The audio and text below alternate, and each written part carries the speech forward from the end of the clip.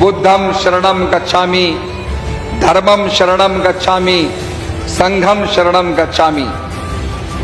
आज इस पावन अवसर पर इस तपोभूमि जहां पर ध्यान और शांति और करुणा की तरंग बहती हैं, हम सब मिलकर उस महापुरुष का जन्मोत्सव मना रहे हैं जिनकी उपस्थिति स्वयं में शांति का उद्घोष है।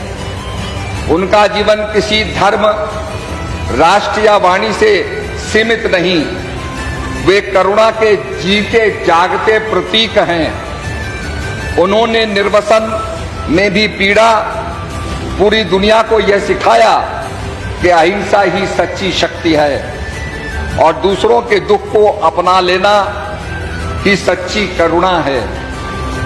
उनके वचन सरल हैं लेकिन उनका प्रभाव गहरा है।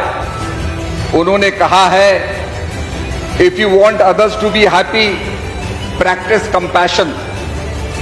If you want to be happy, practice compassion.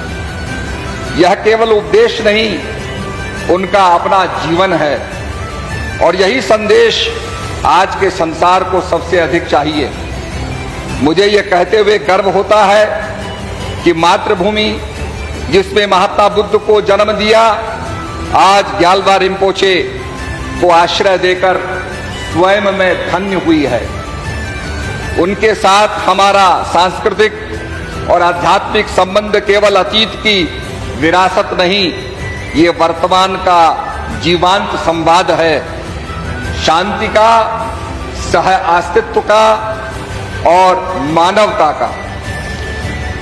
मैं सभी उपस्थित साधु संतों, भिक्षुकों, विद्वानों और श्रद्धालुओं से विनम्र निवेदन करता हूं, दलाई लामा जी के जीवन से केवल प्रेरणा न लें, उसे अपने व्यवहार, अपने आचरण, अपने दृष्टिकोण में उतारें।